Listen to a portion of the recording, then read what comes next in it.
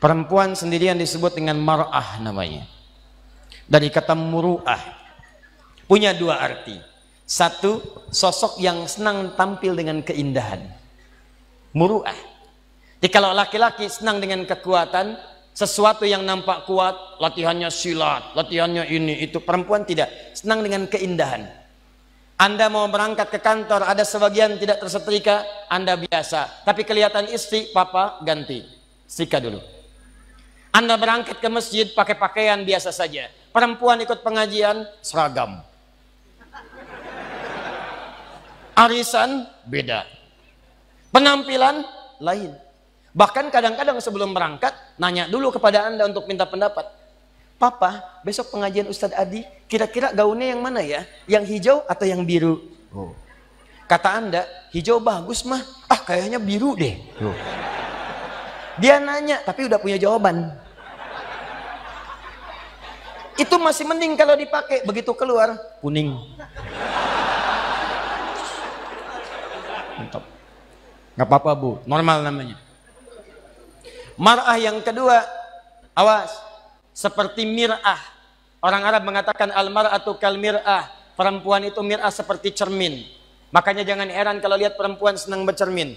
Dari rumah sudah berkaca, turun dari mobil lihat spion, mau masuk masjid ada kaca, betulkan lagi, wajar, standar. Tapi yang penting Anda tahu, sifat cermin itu punya nilai sensitivitas. Seperti itulah perempuan punya nilai sensitifnya. Misal, Anda punya cermin, Anda hancurkan, lempar dengan batu, pecah. Apakah bisa disusun lagi? Jangan salah, bisa. Cuma tidak mampu memantulkan bayangan yang sempurna. Sama persis dengan perempuan, kalau dia terlukai cepat memaafkan tapi sulit melupakan apa yang dialami. Pasang status. Serius. Ada persoalan hari ini, rekening listrik 15 tahun yang lalu diungkit lagi. Bapak ini bagaimana sih? Yang itu aja nggak bisa. Tahu nggak Pak? Waktu 15 tahun lalu listrik mati, Bapak juga begini juga 15 tahun lalu. Tapi itulah keindahannya. Nanti gantian bu, tenang aja bu ya, kita masih panjang. Itu kalau sendirian, tapi kalau banyakan, laki-laki sama rijalun, perempuan mar'atun nisaun. Sampai turun surah An-Nisa, surah yang keempat. Apa artinya nisa? Bukan, bukan perempuan, bukan wanita. Perempuan. Surah ibu-ibu, mama. Apa diantaranya yang paling penting? Ayat 34, paling kiri sebelah atas. Kenapa disebut dengan An-Nisa? Dari kata nasa diantaranya. Sifat yang mudah kemudian tersentuh dan mudah mencurahkan apa yang dirasakan. Suka cerita. Suka cerita. Dan kadang-kadang yang diceritakan hal yang seharusnya tidak dibuka. Kata Allah, fasolihatu qanitatun hafizatu lil ghaibi bima hafizallah. Perempuan solihah itu taati Allah dengan menaati suami pada yang baik-baik. Yang kedua, jangan membuka aib keluarga pada orang lain setelah Allah menutupnya. Jadi kalau Anda tidak buka aib di rumah tangga, tugas laki-laki, tugas perempuan sama. Jangan buka aib. Sepanjang tidak dibuka, Allah tutup sampai dengan kiamat. Kata Nabi, ada kejadian malam hari, maka selesai, siang jangan terbuka. Ada kejadian siang hari, selesai, malam jangan terbuka. Allah akan tutup sampai kiamat. Tapi kalau ada aib rumah tangga terbuka, keluar. Maka kata Allah, jangan salahkan yang menyebarkan. Kamu sendiri yang salah. Saya sudah tutup, kenapa kamu buka? Bima hafizallah. Allah yang tutup, kalian yang buka. Nah ini kadang-kadang tidak sadar. Karena perempuan punya sifat berbagi, suka cerita. Sependiam apapun kalau sendirian. Kadang-kadang kalau sudah bertemu temannya, kumpul cerita. Sifatnya pengajian, begitu kumpul bertemu dengan kawan, mulai bertanya, "Ukhti apa kabar?" "Baik." "Sehat?" "Sehat." "Suami bagaimana?" "Di situ masalahnya." "Masalah." Ih, nggak nyangka ya? Nyangka.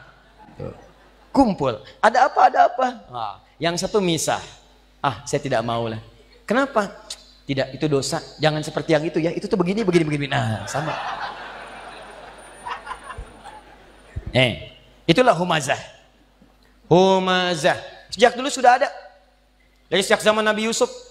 Nabi Yusuf itu anaknya Nabi Yakub. Nabi Yakub anaknya Nabi Ishak. Nabi Ishak anaknya Nabi Ibrahim. Dari Sayyidah Sarah. Dari sejak dulu sudah ada perempuan yang suka kumpul-kumpul. Suaminya sibuk kerja ngumpulin harta. Perempuannya kumpul-kumpul. Saking kumpulnya itu sibuk membicarakan orang lain. Ada yang ganteng dibicarain. Nabi Yusuf ganteng dibicarain. Iya ya, ganteng-ganteng Nabi ya. Iya, orang sekarang ganteng-ganteng serigala. Dulu ganteng-ganteng Nabi. Ngobrol, ada. Cuman buat ngobrol doang, duduk, datang ngobrol, minum, pulang lagi. Oh mazah. Jeng, bagaimana bisnis suami? Begini. Ih, kok cuman segitu ya? Kita mah kemarin dapatnya suami lumayan loh, 10 kali lipat dari yang kamu dapatkan. Cuman gitu doang. Humazah. Alladzi jama'a malahu wa'addada, yang suaminya sibuk cuman ngumpulin harta dunia saja, nggak pernah mikir akhirat. Bekal akhirat nggak ada. Nanti kita akan lihat apa bekal akhirat. Nggak pernah mikir, yang penting dunia, dunia, dunia, dunia, dunia. Kerja, harta, rumah, mobil, uang, dolar, semua kumpulkan. Maka yang seperti itu kata Allah, kamu mesti ingat ya, orang yang sudah berpikir begitu saat di dunia, saya akan siapkan neraka paling spesial saat di akhirat. Namanya Hutamah. Neraka Hutamah ini beda dengan neraka biasa. Cara disiksanya, maaf sekali, diikat. Padahal neraka yang paling ringan, tapi seringan-ringannya neraka juga. Ya, seringan-ringannya neraka. Jangan coba-coba nih. Ya. Itu ada di Quran surah keempat ayat 56 paling kanan sebelah atas. Itu yang paling ringan di neraka. Innal ladzina kafaru bi ayatina sawfa nuslihim nara. Orang-orang yang ingkar kepada ayat-ayat kami, nanti kami masukkan ke neraka paling ringan, kami tarik ubun-ubunnya. Nusli, kami celupkan ke dalam api neraka, dicelup kayak bikin teh celup. Teh celup itu kan naikkan, turunkan, naik, turun, naik, turun, naik. Jadi ada orang yang paling ringan masuk neraka, ditarik ubun-ubunnya, kemudian dimasukkan ke neraka, celupkan. Begitu dicelupkan, hancur semua, angkat lagi. Ya kullama nadijat juluduhum baddalnakum juludan ghairaha. Begitu hancur, diangkat sembuh lagi. Hancur, angkat sembuh lagi. Hancur, sembuh lagi. Sekali celup, 1 harinya 1000 tahun. 1 detiknya 48 hari. Kalau pengen coba silakan aja. Tapi diinfokan supaya kita jauhi. Cuma ini nggak diikat, artinya apa? Begitu dicelupkan dia merontak, masih bisa bergerak. Cuman tidak bisa mengelak. Tapi neraka yang ini bagi ahli dunia yang nggak pernah mikir akhirat, dia tidak akan pernah bergerak sedikit pun, karena Allah akan mengikatnya fi amadim mumaddadah. Jadi bukan begini, tapi diikat begini. Cara untuk menghukumnya, dibakar dari ujung kaki sampai otak yang paling dalam. Cara membakarnya, kalau mau diilustrasikan, dilas sampai matang dalamnya. Misal dari bawah bagian kaki, jempolnya dulu. Kalau jempolnya udah matang, baru sampingnya.